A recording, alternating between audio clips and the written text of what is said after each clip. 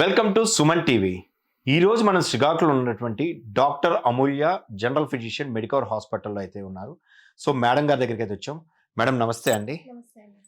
Madam, Sankranti వచ్చింది. దాంతోపాటు చాలామంది ప్రజలకు ఒక ఆలోచన, భయం కూడా వచ్చింది. అదేంటి అంటే ఇప్పుడు హెచ్ఎంపివి వైరస్ అన్నది చాలా ఎక్కువ న్యూస్ వినబడుతూ ఉంది.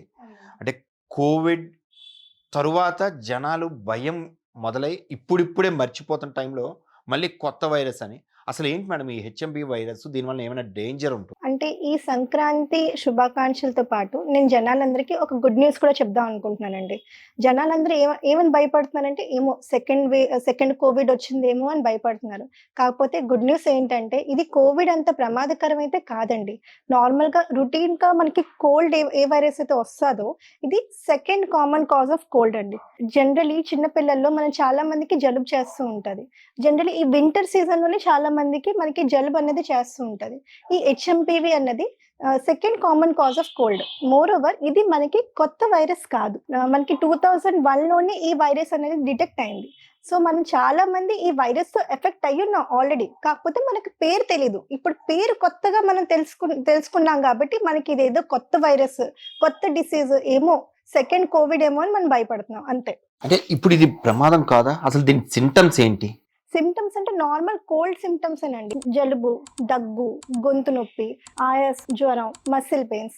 ఇంకా కొంచెం సివియర్ అయ్యే కొద్దీ కొంచెం ఆస్మా ఎఫెక్ట్ అవ్వడం, న్యూమోనియా రావడం లాంటివి దీని సింప్టమ్స్. ఒకవేళ ఫస్ట్ రికగ్నైజ్ చేసి ఇది వస్తుంది అంటే ఇది అసలు ఏ జనరేషన్? అంటే కొన్ని మాధ్యమాల్లో విన్నాము, లేకపోతే కొంతమంది ఇంటర్వ్యూస్లో చూశారు, కొన్ని న్యూస్ ఛానల్స్లో చెప్తున్నారు. ఏంటి అంటే ఖచ్చితంగా ఇది ఒక పిల్లల్లో వస్తుంది, ప్రభావం ఎక్కువగా ఉంటుంది అంటున్నారు.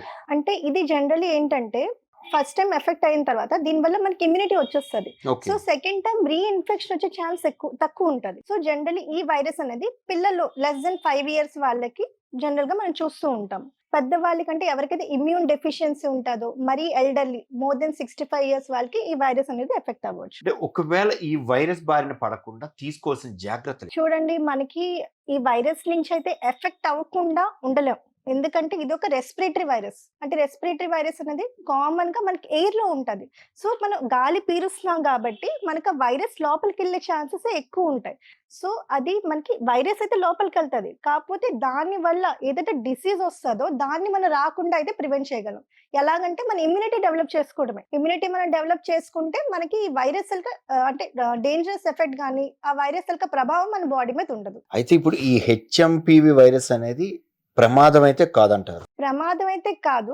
కాకపోతే వైరస్ ఎక్కువ స్ప్రెడ్ అయ్యే కొద్దీ వైరస్ లో మ్యూటేషన్స్ అనేవి వస్తాయి. సో దాని వల్ల వైరస్ విరిలెన్స్ అనేది పెరుగుతుంది. అంటే వైరస్ స్ప్రెడ్ గానీ, డిసీజ్ సివియారిటీ గానీ పెరుగుతుంది. సో తగిన జాగ్రత్తలు మనం ఖచ్చితంగా పాటించాల్సిందే. చూశారు కదా, మన మేడం గారు చెప్పేటట్లు ఈ వైరస్ నుంచి ముఖ్యంగా పిల్లలు, అదే విధంగాను ఒక 60 years అబోవ్ ఉన్నటువంటి వాళ్ళు జాగ్రత్తలు అయితే తీసుకోవాలంటున్నారు.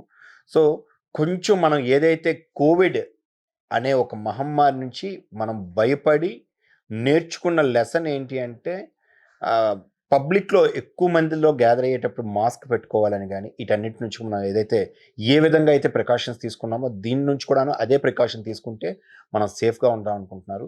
మేడం, ఇప్పుడు ఈ హెచ్ఎంపి వైరస్ అయితే ఉందో మీరు చెప్తున్నప్పుడు దీన్ని అంటే ఇమ్యూనిటీ పవర్ పెరిగితే ఇది మనల్ని ఏమి చేయదు అన్నారు. ఇదే విషయం కోవిడ్లో కూడా చాలా దగ్గర విన్నాము. అందుకనే దీన్ని ఎవరైతే కోవిడ్ బారిన పడ్డారో వాళ్ళ ఫుడ్లో, డైట్లో కూడా మార్చి సో డ్రై ఫ్రూట్స్ తినాలని కానీ ఇమ్యూనిటీ పెరగాలని చెప్పారు. దీనికి కూడా అదే డైట్ ఫాలో అయితే సరిపోతుందా? సేమ్ మన ఇమ్యూనిటీ పెరగడానికి అంటే స్పెసిఫిక్ డైట్ అంటూ ఏం లేదండి. మనం హెల్దీ ఫుడ్ తీసుకోవాలి. అంటే విటమిన్ సి రిచ్ ఫుడ్ తీసుకోవాలి. విటమిన్ డి డెఫిషియన్సీ ఉంటే కరెక్ట్ చేసుకోవాలి. స్ప్రౌట్స్ లాంటివి ఎక్కువ తీసుకోవాలి. Generally 2 different types of fruits, 1 green leafy vegetable మన డైట్లో ఇంక్లూడ్ చేసుకుంటే బెటర్. దాంతో పాటు డైలీ ఎక్సర్సైజ్ మనం చేసుకోవాలి. స్లీప్ ప్యాటర్న్ అన్నది మినిమం 6 to 8 hours స్లీప్ అన్నది మనకు ఉండేలా చూసుకోవాలి. స్ట్రెస్ లెవెల్స్ అనేది తగ్గించాలి. సో దీనన్నిటి వల్ల మన ఇమ్యూనిటీ అనేది పెరుగుతుంది. సో ఇమ్యూనిటీ పెరిగింది అనుకోండి, ఈ వైరస్ అనే కాదు అన్ని వైరసెస్ మన బాడీ మీద ప్రభావం అనేది తగ్గుతుంది. సో ఇప్పుడు ఈ వైరస్ అన్నది ఇప్పుడు బాగా అంటే ఎక్కడ చూసినా సరే ఒక భయం. ఈ పండగ వాతావరణం వస్తుంది అంటే, పండగ అనేసరికి మనకు తెలుసు మాక్సిమం మన సైడ్ అంతా పండగొచ్చింది అనుకుంటే అందరూ కూడా ఒక దగ్గర గ్యాదర్ అవుతున్నారు. సో, ఈ గ్యాదరింగ్స్ వలన ఏమైనా ఈ వైరస్ స్ప్రెడ్ అయ్యే ఛాన్స్ ఉందా? ఉంటదండి. డెఫినెట్‌గా ఉంటది. ఎవరికైతే జలుబు, దగ్గు లాంటివి ఉంటాయో, వాళ్ళు జనరల్‌గా కొంచెం ఐసోలేట్ అయితే బెటర్. ఎందుకంటే వాళ్ళే ఒక సోర్స్ ఆఫ్ ఇన్ఫెక్షన్. సో, వాళ్ళ నుంచి వేరే వాళ్ళకి డ్రాప్‌లెట్ ఇన్ఫెక్షన్ అంటే దగ్గు గాని, తుమ్ముల వల్ల గాని ఏవైతే డ్రాప్‌లెట్స్ పడతాయో వా వాటితో మనకొచ్చే ఛాన్స్ ఉంటాయి. సో, ఇన్ఫెక్టెడ్ పర్సన్స్ మనం హ్యాండ్ షేక్ చేసినా, అదే మనం ఆ చేత్తోనే మనం కళ్ళు గాని, ముక్కు గాని మనం టచ్ చేసినట్టుంటే మనకి ఆ ఇన్ఫెక్షన్ వచ్చే ఛాన్స్ ఎక్కువుంటది. సో, క్రౌడెడ్ ప్లేసెస్‌లో మనం జనరల్లీ మాస్క్ అనేది పెట్టుకోవాలి.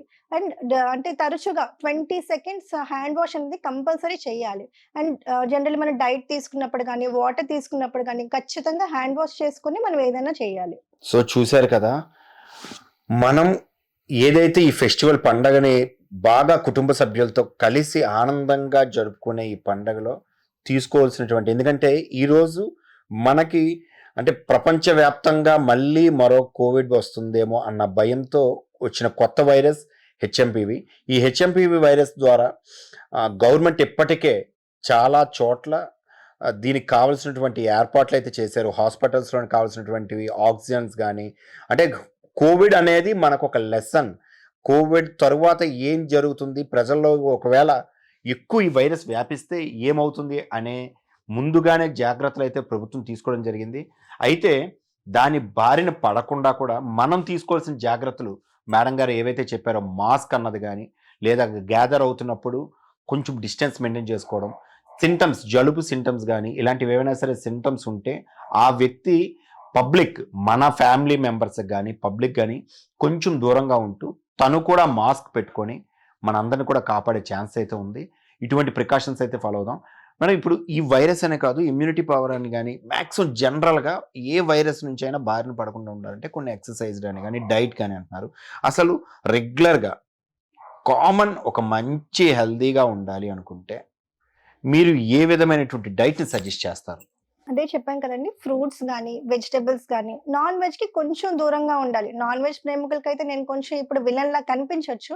కాకపోతే నాన్ వెజ్ వల్ల మనకు కొంచెం ఇమ్యూనిటీ అనేది డౌన్ అవుద్ది. సో, జనరల్లీ వెజిటేరియన్ ఫుడ్ అది కూడా రా ఫుడ్ అనేది తీసుకుంటే మన ఇమ్యూనిటీ పవర్ బాగా డెవలప్ అవుద్ది. ఇది మీరు ఆల్రెడీ చెప్పారు. చిన్న పిల్లలు, పెద్దవాళ్ళు అంటే ఓల్డ్ ఏజ్ పీపుల్ అన్నారు. ఒక మిడిల్ ఏజ్‌లో కూడాను వచ్చే ఛాన్స్ ఉందా? ఒకవేళ వస్తే ఎవరిలో ఇది సివియర్ ఎఫెక్ట్ అయ్యే ఛాన్స్? జనరల్లీ ఈ వైరస్ వల్ల పెద్ద ప్రమాదం అయితే లేదండి.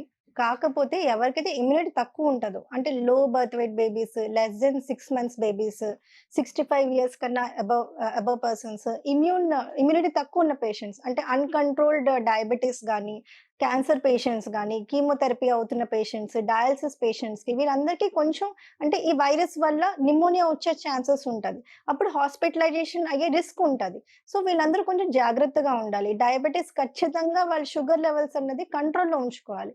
ఎందుకంటే కంట్రోల్ లేకపోతే ఈ వైరస్ యొక్క సివియారిటీ పెరిగిపోతుందండి. కొంతమంది డయాబెటిక్స్ ఏంటంటే ఇన్సులిన్ అవాయిడ్ చేస్తూ ఉంటారు. అవసరమైనప్పటికీ ఇన్సులిన్ అనేది అవాయిడ్ చేస్తూ ఉంటారు. అది కాకుండా అవసరం అనుకుంటే ఖచ్చితంగా ఇన్సులిన్ అన్నది తీసుకుంటూ ఉండాలి. సో, దాన్ని బట్టి ఏంటంటే ఇమ్యూనిటీ అనేది డౌన్ అవ్వదు. సో, మనం ఆ వైరస్ సివియారిటీని తగ్గించొచ్చు. అండ్ దాంతో పాటు కొంతమంది లావుగా ఉంటారు. లావుగా ఉన్న వాళ్ళకేంటంటే బాడీలో ఆటోమేటికల్లీ ఇన్‌ఫ్లమేషన్ అనేది ఉంటది. వైరస్ యొక్క ఎఫెక్ట్ ఎక్కువుంటది. కానీ ఇప్పటిదిప్పుడే ఎవరు సన్నం అవ్వలేరు గాబట్టి, లావుగున్న వాళ్ళు కూడా కొంచెం జాగ్రత్తగా డిస్టెన్స్ అనేది మెయింటైన్ చేసుకోవాలి. క్రౌడెడ్ ప్లేసెస్ అవాయిడ్ చేయాలి. మాస్క్ పెట్టుకోవాలి. అండ్ అంటే తగిన జాగ్రత్తలు పాటిస్తే అందరూ మంచిది. మేడం మరొక డౌట్. అసలిప్పుడు ఏదైతే ఈ హెచ్ఎంపీ వైరస్ ఉందో, అసలు దీన్ని ఎలా డిటెక్ట్ చేస్తారు? ఇది మనకి హెచ్ఎంపీ వైరస్ బారిన పడ్డాము అని ఎలా మనం తెలుసుకోవచ్చు? ఒకవేళ నిజంగా దీనికి ఎవరైనా ఎఫెక్ట్ అయితే, దీనికి ట్రీట్మెంట్ ఏమైనా ఉంటుందా? మనం కోవిడ్ టైమ్ అప్పుడు స్వాబ్ టెస్ట్ చేసాం కదండీ! Nasal swab test. సేమ్ అదే టెస్ట్ దీనికి కూడా మనం చేయొచ్చు. పీసీఆర్ టెస్ట్ అనేది చేస్తాము. ఒక ప్యానెల్ ఉంటుంది. దాంట్లో మనం వేస్తే మనకి ఏ వైరస్ ఎఫెక్ట్ అయిందనేది తెలుస్తుంది. సో, అలా మనం డయాగ్నోస్ చేయొచ్చండి. ట్రీట్మెంట్ అంటే స్పెసిఫిక్‌గా ట్రీట్మెంట్ ఏం లేదు. నార్మల్‌గా మనం కోల్డ్‌కి ఏదైతే సింప్టమాటిక్ ట్రీట్మెంట్ అనేది మనం తీసుకుంటామో సేమ్ అదే ట్రీట్మెంట్ అండి. వాటర్ ఎక్కువ తాగాలి. అంటే అవసరమైన మెడిసిన్స్ ఏసుకోవాలి. కానీ యాంటీబయాటిక్స్ వల్ల పెద్ద ఉపయోగం ఏం లేదు ఈ వైరస్. చూసారు కదా! మేడం గారు చెప్పేటట్లు. ఫస్ట్ మనకి ఇటువంటి సింప్టమ్స్ ఏదైనా వస్తే నిర్లక్ష్యం చెయ్యకుండా మీ దగ్గరలో ఉన్నటువంటి ఒక డాక్టర్‌నైతే జనరల్ ఫిజిషియన్‌ని కలిసి అసలు ఇది జనరల్‌గా వచ్చినటువంటి కోల్డా? లేకపోతే ఈ హెచ్ఎంపీవీ వైరస్ అటాక్ అయిందా? ఏంటా అన్నది తెలుసుకొని, ఆ తరువాత దానికి తగిన ట్రీట్మెంట్ అయితే వాడి, ఆరోగ్యం పట్ల అయితే నిర్లక్ష్యం అయితే వద్దు. దయచేసి ఎందుకంటే, మనం ఈరోజు మేము చూస్తున్నాం. చాలా కేసెస్ గాని, ఇవన్నీ కూడాను మనం ఇంటర్వ్యూలో నేను చాలామంది డాక్టర్స్ కలిసేటప్పుడు లేదా నిత్యం తరచు కూడాను వార్తల్లో చూసేదేంటంటే లాస్ట్ స్టేజ్‌లో మీరు హాస్పిటల్‌కి తీసుకొచ్చారు. దానివలన ఇవన్నీ జరిగాయని చెప్తున్నారు. కాబట్టి మన ఆరోగ్యాన్ని ఎంతో కాపాడుకోవాల్సిన చాలా విలువైనటువంటి మన జీవితాన్ని నిర్లక్ష్యం మాత్రం చేయొద్దు. ఒకవేళ మనకేదైనా సింప్టమ్స్ ఉంటే దగ్గరలో ఉన్నటువంటి ఖచ్చితంగా ఒక డాక్టర్‌ని కలిసి ఫస్ట్ అది దాని మీద ఉన్నటువంటి క్లారిఫికేషన్ తీసుకున్న తరువాత మీరు రిలాక్స్ అవ్వచ్చు. Thank you.